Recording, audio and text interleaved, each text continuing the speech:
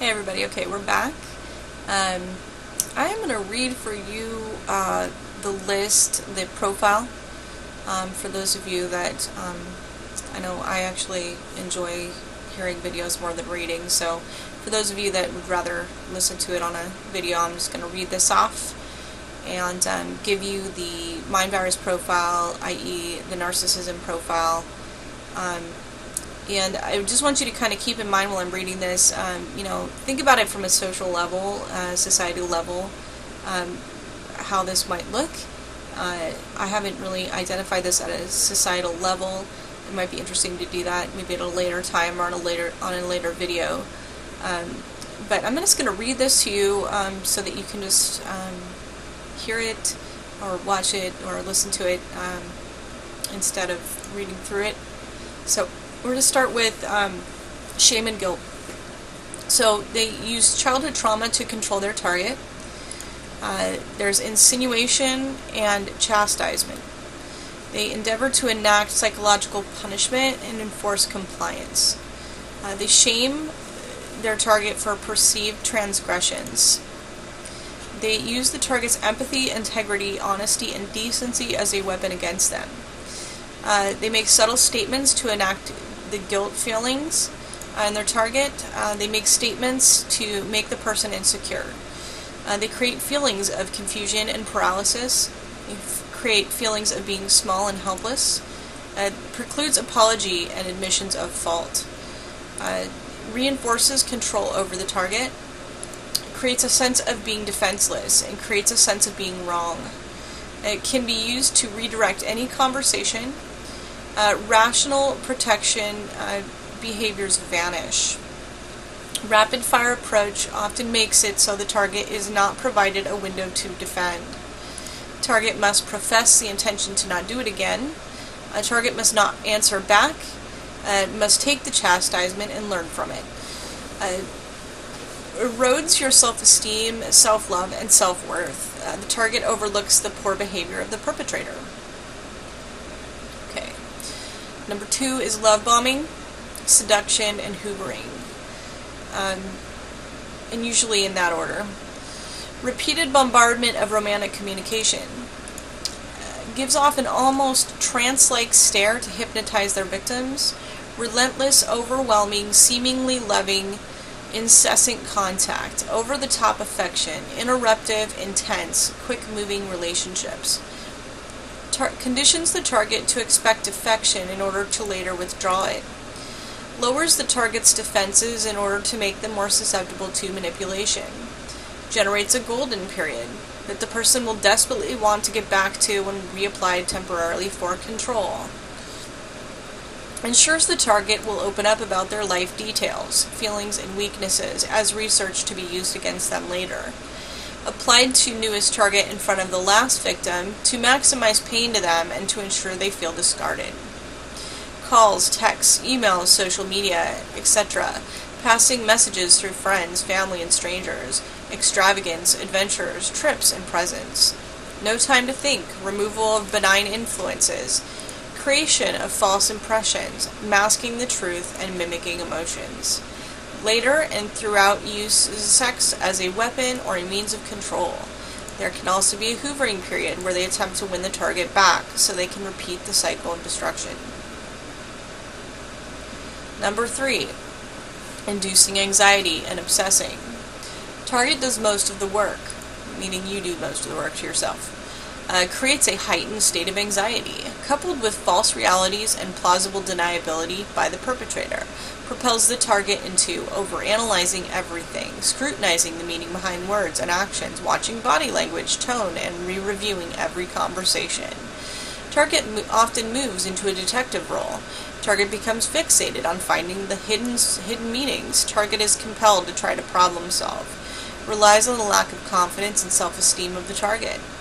Perpetrator's words and actions are riddled with ambiguity, makes no sense, or don't align. Used to manipulate, create anxiety and worry. Used to drain the target of their energy, both physically and emotionally. Makes the target feel like they have no control. Establishes greater control by the perpetrator. The obsessive state is a way to soften up the target for other abuses. Target is exhausted and less able to defend. Triangulation. Introduction of third parties into the dynamic.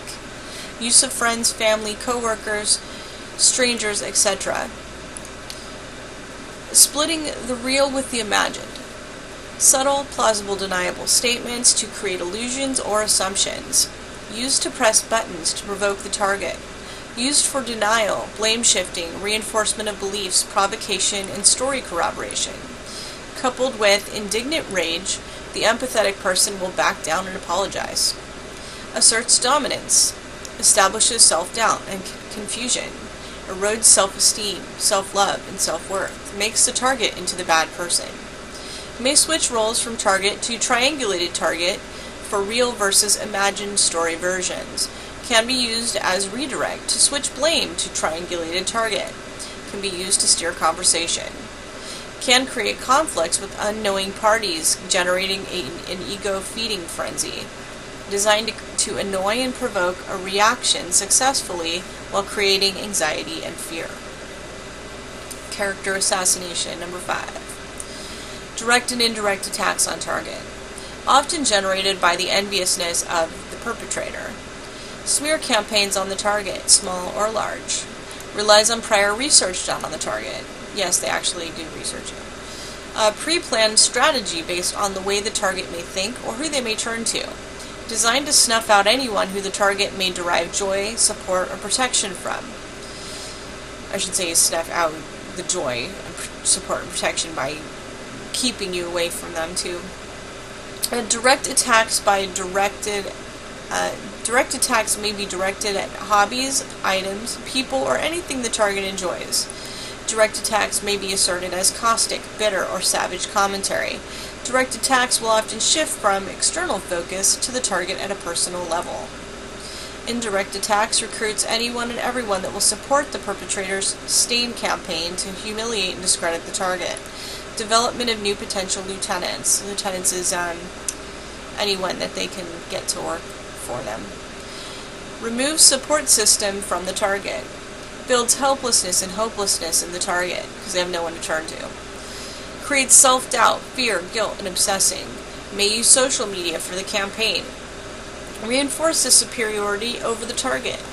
Perpetrator gains updates about the target. And you never know who they know, by the way. Threaten loss. Leads with, I love you, but. Saying things in a certain way in order to control the target. Uses target's desire to achieve love as a weapon to be used against them. Conditions the target under the guise of threaten loss to create compliance.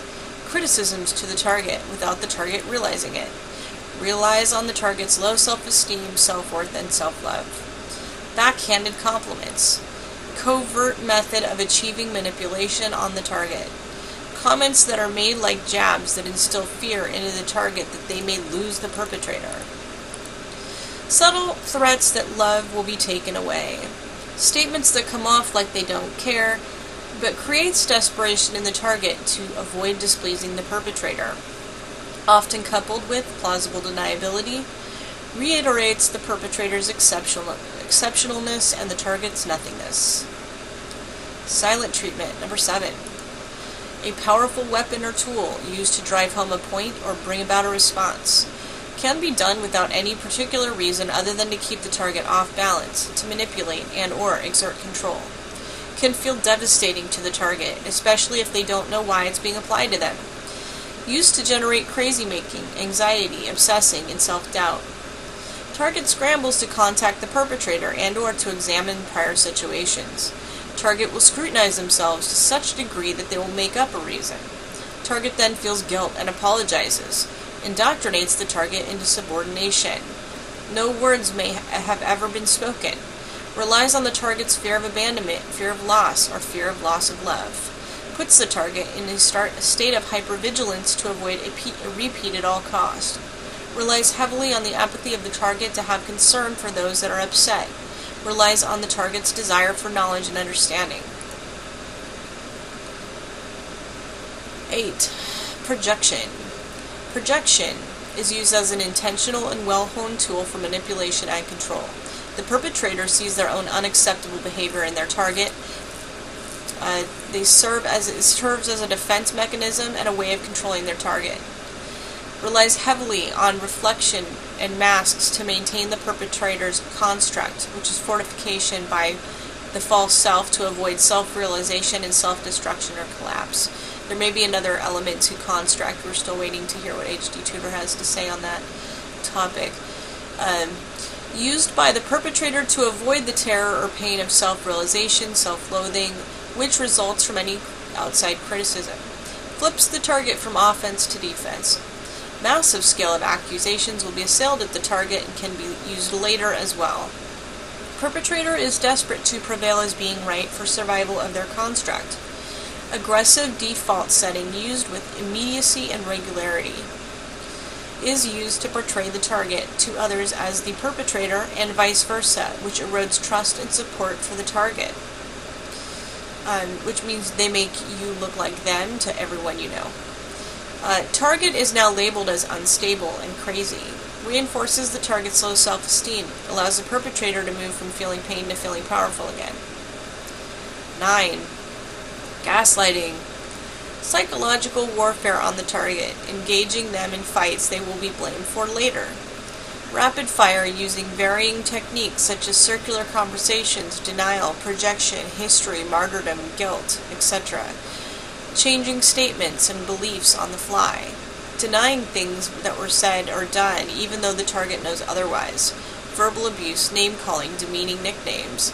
Designed to confuse and infuriate the target so they appear out of control, which is later useful when combined with lieutenants. They make you look crazy, basically. Target may feel like they are living in the twilight zone and question their own sanity. Yes. Reverse blockade. Emphatically insisting on something that is the reverse of the truth in order to block the target from perceiving the real truth. Using human nature's weaknesses to mislead the target into error. Usually results in attrition/exhaustion of the target. Perpetrator's demeanor may switch between schizoid to calm and collected. Number 10. Withdrawing, disappearing. Used once the target has a degree of dependency on the perpetrator. Removal of all prior affection, which was established during the love bombing period. Causes the target to panic to regain attention. May involve the perpetrator doing nothing or being lazy, unfulfilled promised gains. May be used when the perpetrator feels like the target has become a chore or work. Withholding of love or physical affection. Disappearing acts for extended periods of time to unknown locations without contact. May cause the target to try to engage in conversation or arguments which will lead to circular conversations, gaslighting, or crazy making. Allows the perpetrator to reestablish control over the target.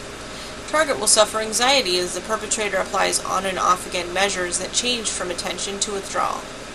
Target is often starved for attention and left feeling unsupported and is kept off balance and in a state of self-doubt. The effects of withdrawal can feel devastating for the target. Number 11. Martyrdom. Pity cultivation. Relies heavily on the target's empathy. Exploits the target's empathy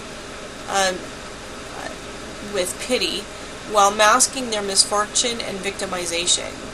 Heavy use of guilt trips to maximize suffering. Constant role of victim is perpetuated by the perpetrator and takes away the target's willingness to defend their position. Applied to make the target responsible for the perpetrator's situation. Often fabricated in highly dramatic stories. Anytime the target is having difficulties, the perpetrator will have a larger tale of woe. Perpetrator will expect the target to come running whenever they are in need, but the target will not return any support in return. If the target refuses to cooperate, they will be made out to be selfish and lacking compassion for the perpetrator. Lieutenants will be told of the cruelty of the target if they're not at the perpetrator's beck and call during their times of need. By obtaining the target's pity, the perpetrator exerts control over the target to obtain attention to the detriment of the target. Commences a downward spiral for the target in terms of their health and well-being. Number 12. Ever-presence. Perpetrator imprints themselves onto the target. May rely on prior love bombing techniques to bring the target back to the golden period, when things were good. May assist with reacquiring the target during the hoovering phase, which is them trying to get back with you, after a discarding for another individual. Relies on the triggering of the senses of the target to bring back the sense of love and affection. May use smells to trigger affection or memories. May use music or sounds to affect the mood or exert control. May point out memorable items or locations that will have significance to the target. May use lieutenants to assist in revisiting of memories, emotional manipulation, or reasserting their best qualities to the target. May keep an actual notebook to keep track of which the target uses, what smells, music, locations, etc. in order to keep them all straight, since they usually have a lot of people they're dating. May place things in certain visible locations to affect the target's mental state or memories. Creates a sense of them always being around. Society-wise, this appears like logos, billboards, advertisements, media coverage, just this always present presence around you. Empathy and hope cultivation, number 13.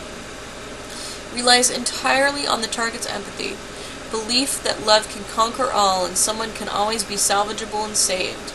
Target holds hope that the perpetrator will eventually change or come around to their way of understanding. Maximized by minor application or reminders of the golden period, methods to rekindle that hope. The ever-presence and potential gains techniques are used to keep this belief system going. Target is completely unaware that the perpetrator never actually loved them at all. Target is not aware or willing to believe that they fell in love with an illusion. After heavy investment in the perpetrator, it can be very difficult for the target to admit they were wrong and leave. Lieutenants are used to help facilitate the illusion and keep the hope alive to the target by reconfirming the illusion construct as well. Target is desperate to get back to the golden period and will be easily tricked during hoovering, which is the endeavoring to get the target back, if they begin to break free from false love and affection. Hope stays until the end. Hope dies last. That's a quote. Target is not allowed to bring up the past. Number 14, weaponizing the past. Target is not allowed to bring up the past, or it is deemed criticism and leads to gaslighting. Perpetrator may bring up the past whenever they want to in order to maximize pain and control on the target. Will often bring up times where the target has failed or other traumatic experiences. Will twist the actual events into something other than what actually happened. Any wrongdoing by the perpetrator is generally excluded in the recounting. All focus will be made on the errors by the target, which best serve the immediate needs of the perpetrator at the time of application. The perpetrator is sure to bring up all the good things they've done for the target. All the time. Any good acts the perpetrator has done or promised gains made will be used as a guilt whip on the target at this time. One mistake made by the target, even if it was never been repeated, will be made to seem larger than life to maximize guilt and redirect. Maximizes the use of always and never. Strips away the target's safety and security. Used to crush criticism and reestablish control. Number 15, intimidation. Relying on the threat of something happening. Suggests an event may be repeated. Suggests a worse event may follow the last. Creating a prison environment through threat of harm. Physical violence to inanimate objects when the target is present. Shares stories of times when hostile acts were used on others. Usually physical harm that won't leave a mark, which can be used to threaten later. Reminding their target of their exceptional greatness and intellect. Overt or veiled threats to maintain control. Willingness to make good on threats. Generates crazy-making in the target, so they lose credibility with others they reach out to. Relies on the target's empathy to drop in, placating and appeasing mode. May be used with statements like, "You're overreacting," "You're reaching too much into the situation," or "You have a vivid imagination." Reiterates the fact that nothing was actually done to the target. Number 16, reflection, mimicking. The perpetrator plays the everything you like, dislike, I like, dislike game. Target begins to see themselves in the perpetrator. It's a 3-stage process which includes outside research, love bombing, and probing questions. Asks many probing questions. Perpetrator may compile a compendium of data on the target. Perpetrator may keep a notebook on their many targets. Perpetrator may ask target's friends for information about them, allows building stronger bond with the target, listens with the mask of rigid sympathy.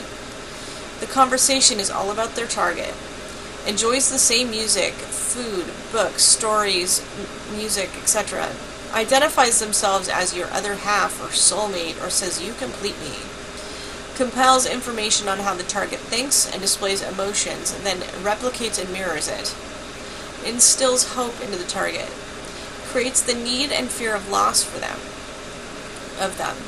acts differently in different groups, appears to lead separate lives, may significantly change styles or talking patterns around different individuals and groups, isolates the target from others to keep up separate appearances and different masks. Consider all the work to track your information, data, and preferences by advertisement companies, etc., for profiling you, especially for selling stuff to you. Okay, promised gains. Often coupled with love bombing. Promises the future where everything is wonderful. Random purchases for the target. Focuses on the target's weaknesses to identify their innermost desires. Promises the target help or support, but often there is a price to pay later. Everything comes at a cost or will be held over the target's head. Used to get the person back to the golden period with hopeful thinking, i.e. hoovering. May do small acts of kindness or subtle gestures. Promises dreams that are addicting where the target may commit significant resources and time to achieve them. Designed to ensure the target's ultimate compliance and compromise to do anything to please the perpetrator. Designed to give the target hope from their misery to prevent the target from leaving. Use of the carrot and stick to keep the target compliant but never delivers. Constant reiteration of the promises and dreams in vivid detail. Used for redirection of conversations and truth. Any gains will later become injustices by target during future arguments with the perpetrator. Herein lies the trickle-down theory on the world front. Lieutenants. Maybe anyone, even people known to the target, may establish faithful followers to be used against the target. Used to prevent validation from others that will be useful to target. Creates distrust, confusion, and self-doubt. Used to help control various situations. May be used for later story corroboration. Typically they are oblivious and believe the stories too. Enforces crazy making in the target. Will turn on the target and label them as hysterical. Have been well trained without knowing it. Instrumental in subjecting the target to character assassination. Are completely convinced and supportive as they have only ever seen the perpetrator as per the consistently applied reflection mask, i.e. they only see what the perpetrator wants them to see, so they are totally duped. They have no idea. Usually this crazy is reserved for you, in this case, in the relationship level. May rope in other lieutenants. Arrange to cover all facets of the target's life wherein they may seek help. Results in the target metaphorically beating their head into a brick wall and feeling helpless and alone. Number 19, plausible deniability. This one is used all the time.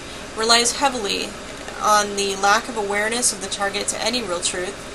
Can be used to turn any detective work the target has done into doubt, guilt, or apologies. Emphatic insistence on non-truth to block the target from perceiving the real truth. May involve projection splitting, circular talks, gaslighting, crazy making, etc.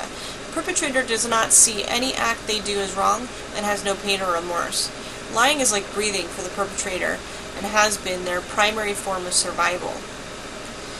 Used to get the target to surrender and give up any attacks they had against the perpetrator. Perpetrator gets to use the attack to make the target feel guilty and reestablish superiority. Allows the perpetrator to continue doing what they want to do. Discourages the target from readdressing or doing future detective work on the topic. Erodes the target's sense of reliance on their decision-making and judgment. It's a big one.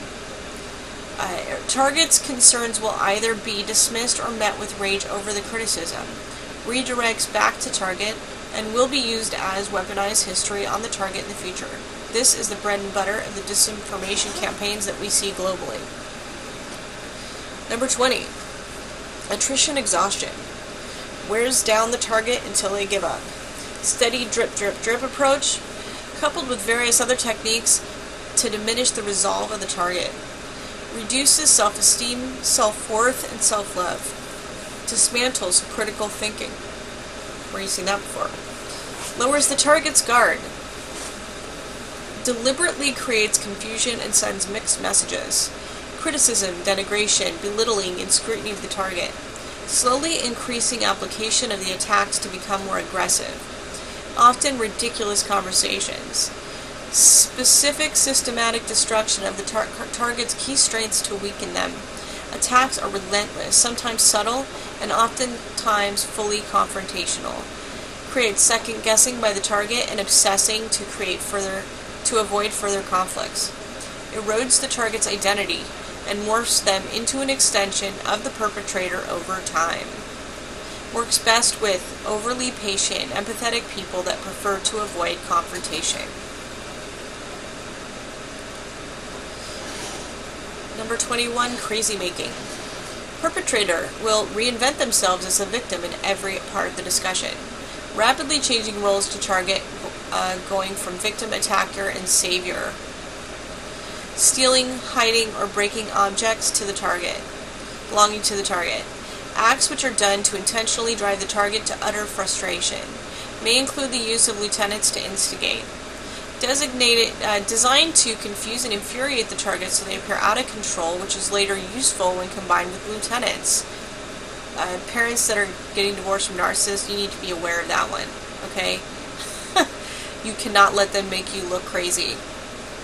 It's really key that you hear me when I say that. That's a really good reason why you need to do this, so that you don't fall for that and look really insane to the court systems.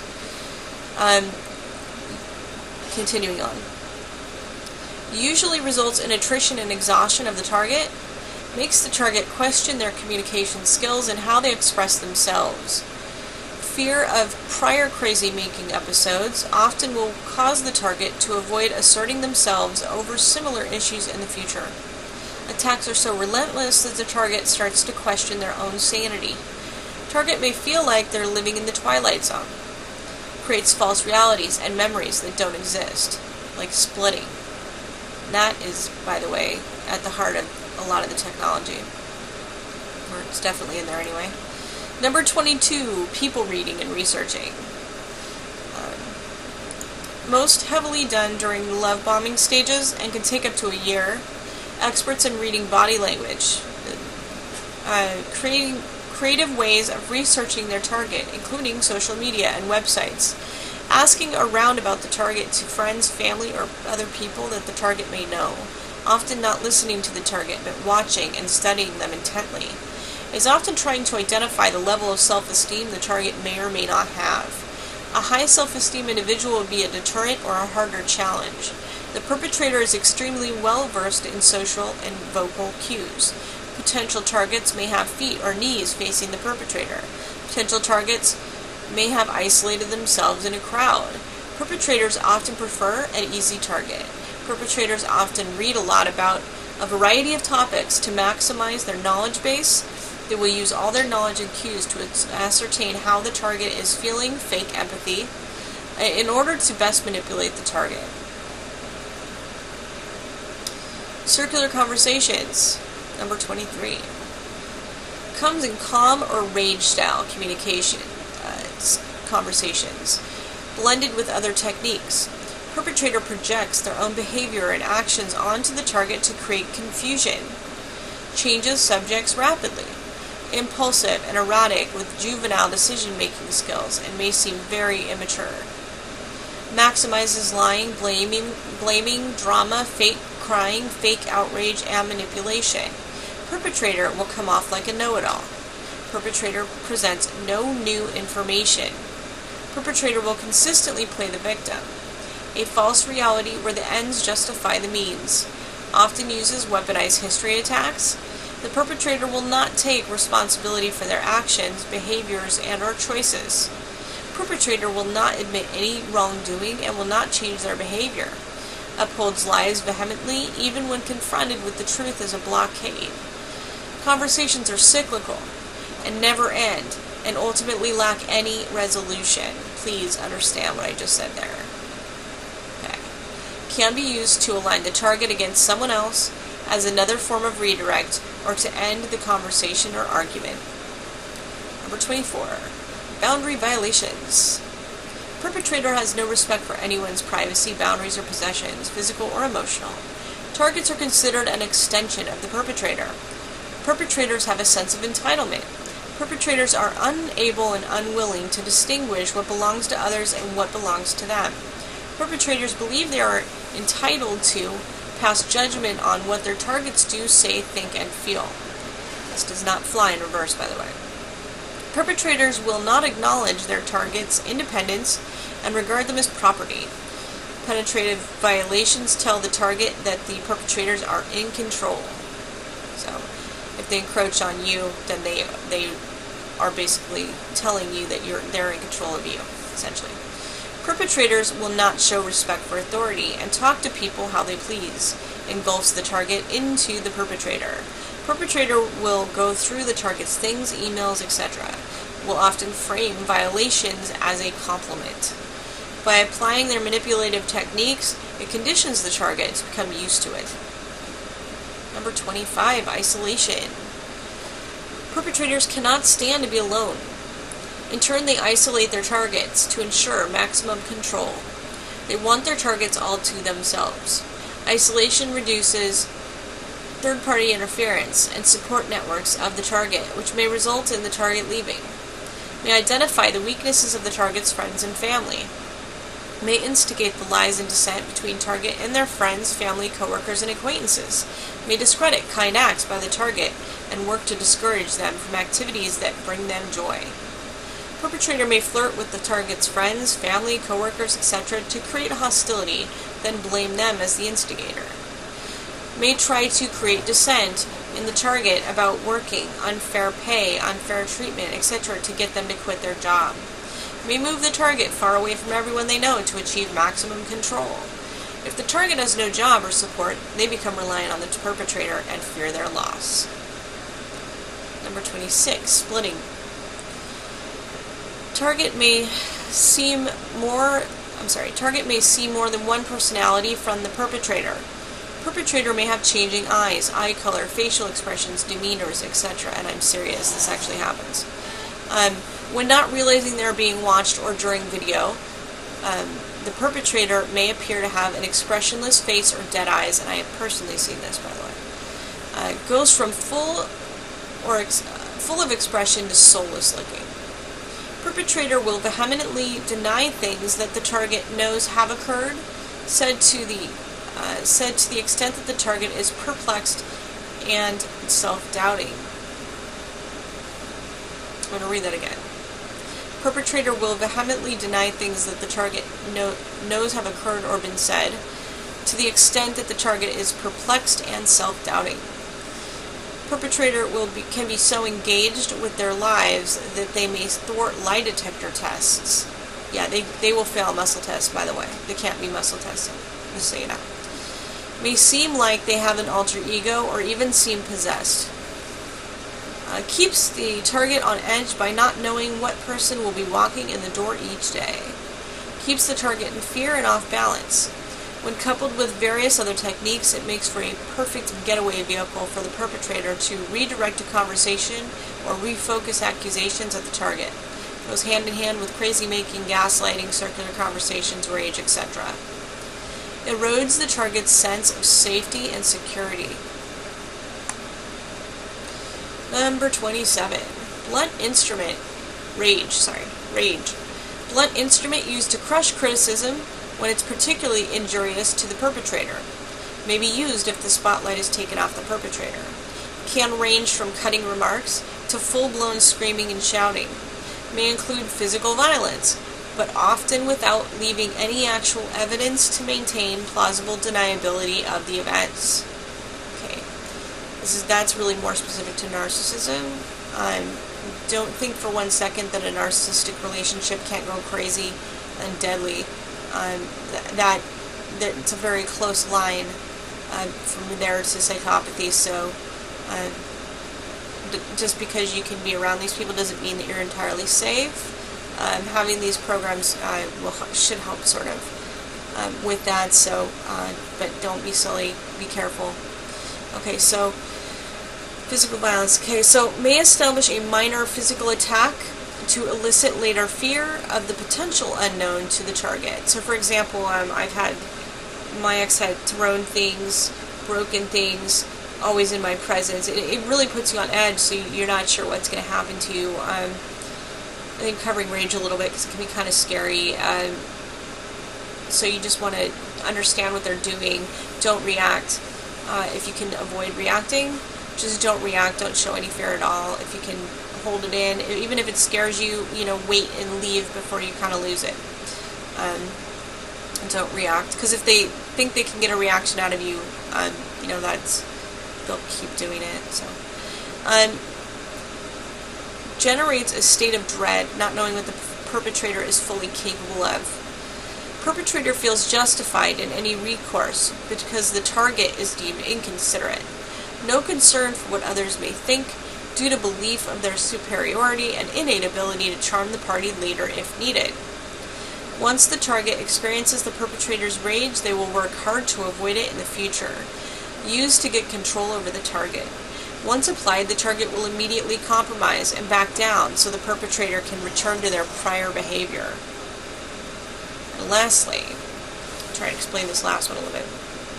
Lastly is prisoner's dilemma. Based on game theory, which by the way is totally widespread in law and economics, it's applied to economic reasoning and legal structure to control societal behavior. Prisoner's dilemma. Two prisoners are given an opportunity for a deal if they sell out the other prisoner. In the model, the player must choose between making laws or obeying them. The assumption is that both players are informed about everything except the ethical behavior of the other. They both know what it means to act ethically.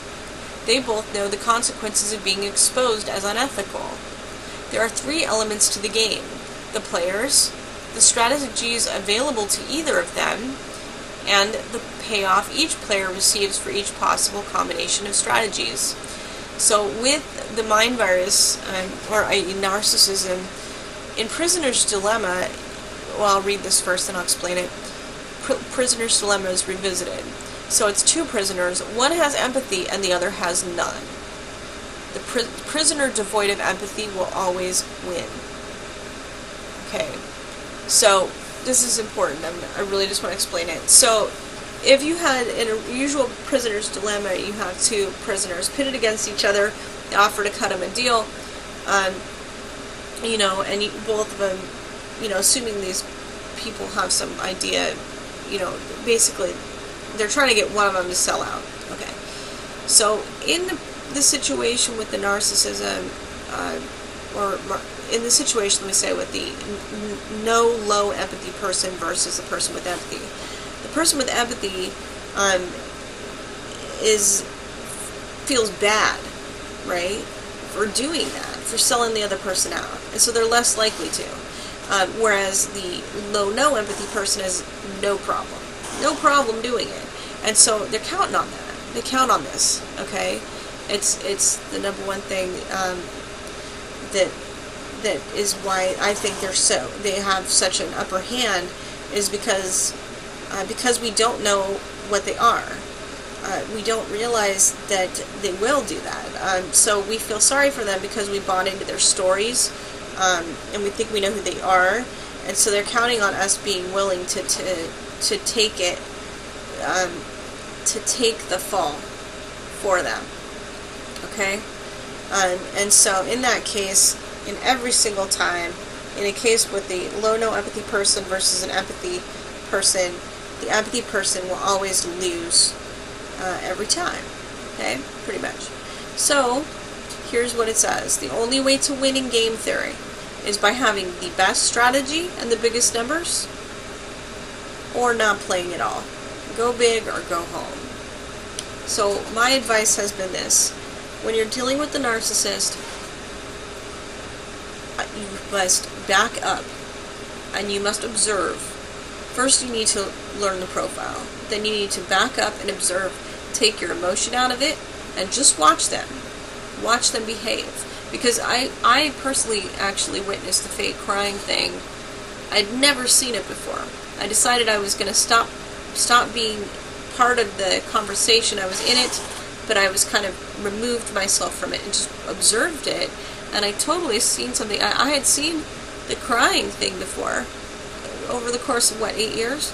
And this was the first time, because through the power of a neutral observation, that I could see what was really, that it was fake. So observe neutrally. Okay? So the go big component right now, because this is the infection is so widespread. It's so widespread, okay?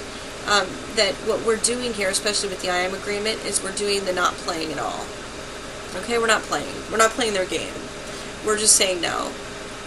Not doing it. And, some people have called, there's a gray rock theory where, when they come in, they try and gaslight you or make you crazy, that you just don't respond, that you just stay neutral. And for the person that's trying to do gray rock, it's really difficult to do that when you still have all these triggers and these fears inside of you.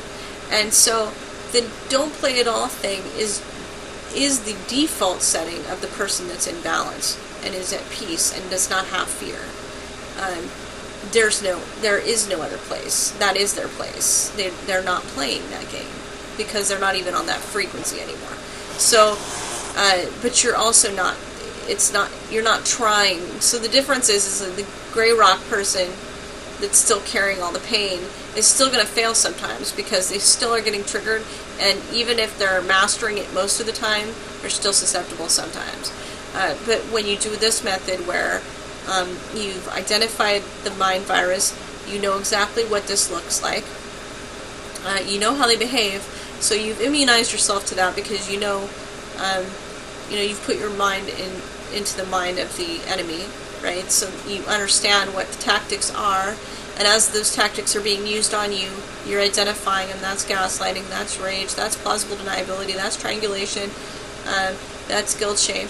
And you're going through as they're trying it, but you're not reacting, right? You're just doing the labeling, and you're observing neutrally as much as possible.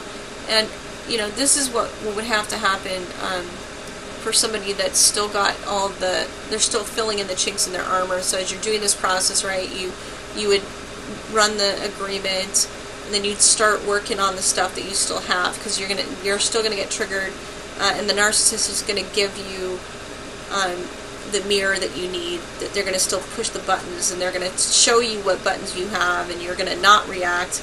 You're just gonna be labeling what they're using, sitting back neutrally. Go back into your room, write down what happened, and then when you calm down, then then you're gonna identify your statements, put them in, take them out, and then run the agreement again.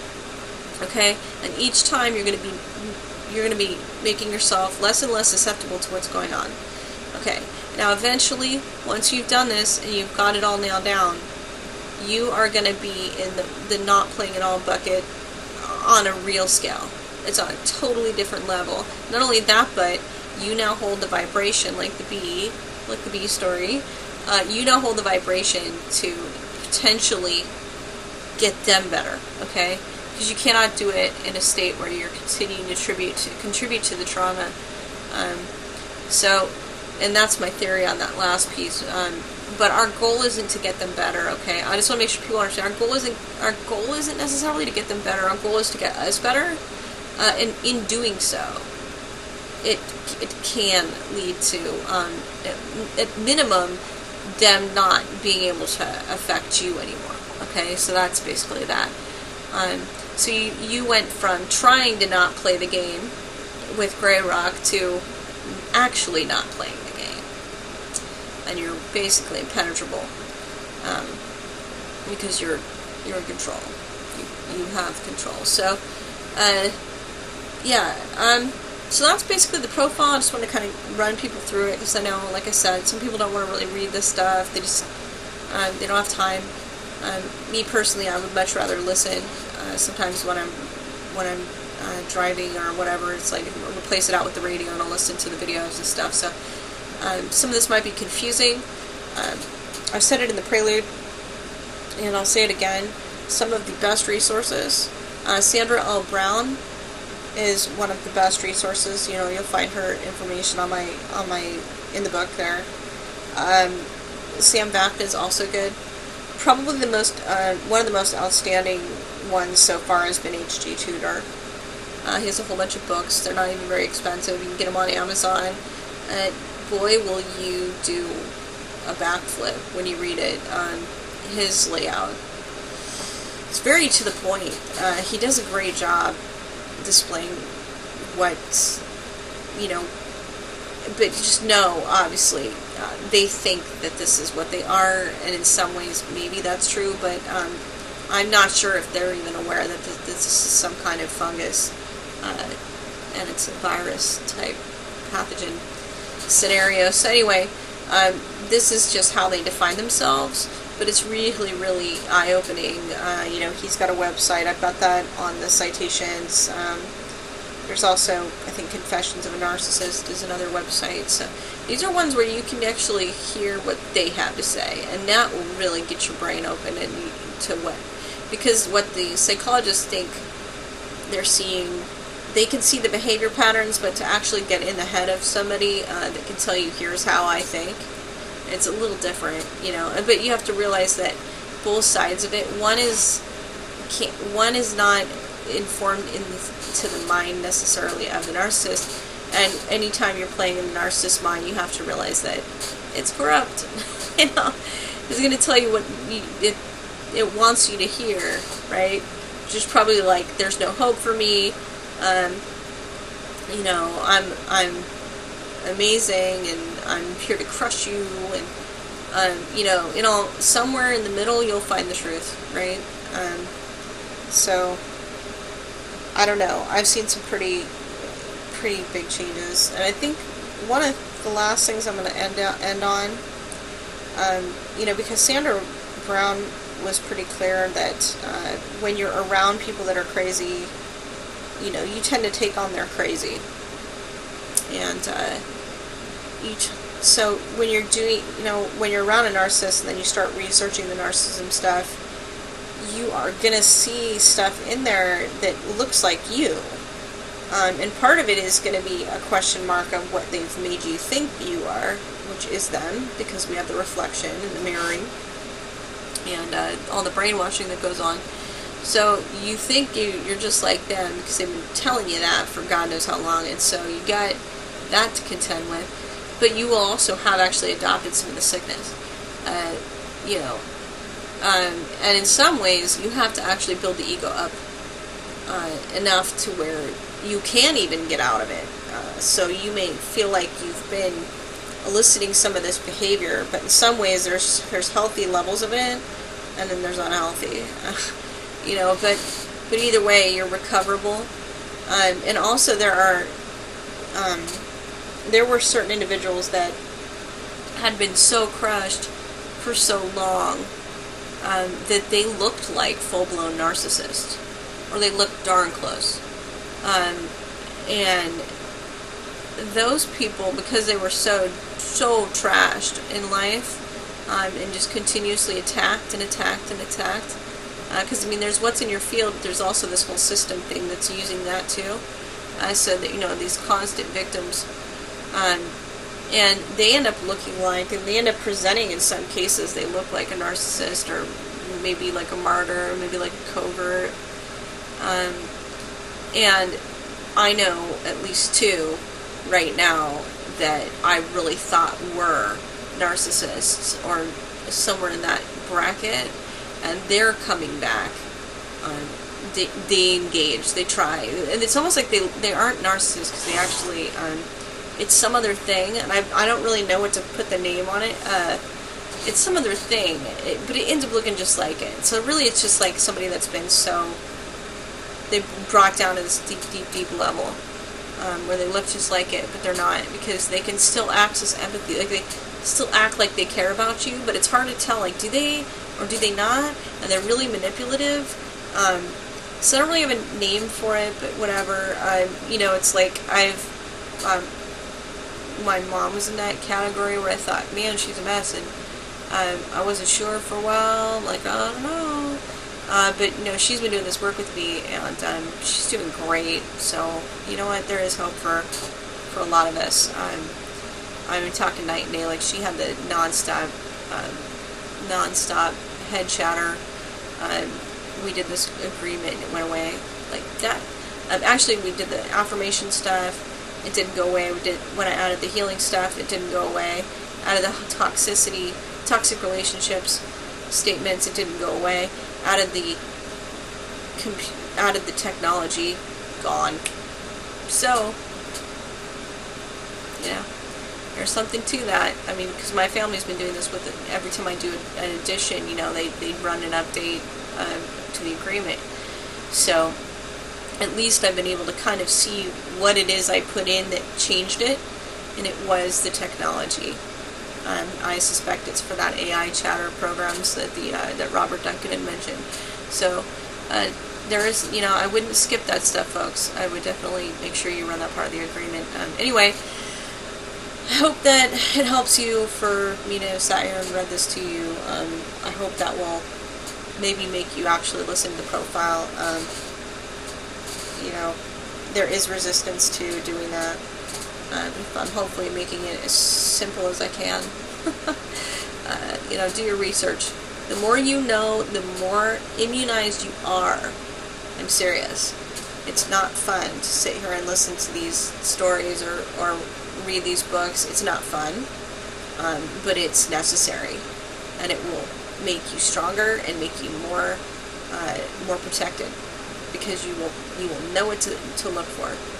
Okay, so and also the more confident you are, the more clear, your body language will be different, and you'll be far less likely for them to even try, because you are powerful and they do fear us. And so if you are somebody that is strong and you show it, and your body shows it, and your body language shows it, and your energy is resonating, and your field is saying no way, they're not. That's one way to stop this cycle of keeping attracting these crazy people in your life.